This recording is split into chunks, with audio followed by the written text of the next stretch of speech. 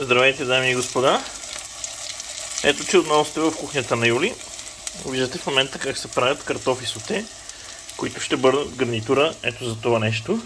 За това след малко, за картофките соте, в една касеролка, понеже не са пресни, съм си ги обелил и нарязал, така виждате, на по-едри парченца.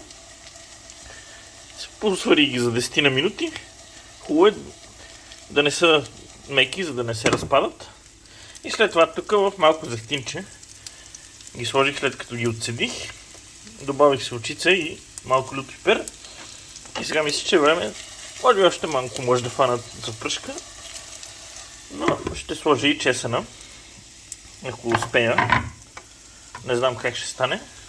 Ето така. Малко по малко. Може би можеш още един картоф да има, те бяха малки. Но понеже само за една порция готвя.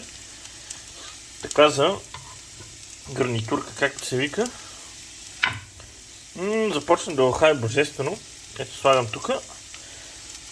А чесъна го слагам накрая, за да не изгори, да не придава лош вкус на ястието. За случая на гарнитурката. И понеже нямам пресен копър, остава ми само леко да поръся с връхчета. Все пак да гледам какво правя през камерата, да не сложа повече, което така да има.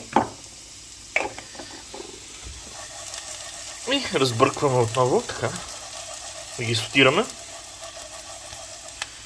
А тук имаме сьомга, която съм намазал с зехтин и солчица и от двете страни. Последни щрихи за картофките. И след малко слагам грил тигана. И ще ви се включим след малко.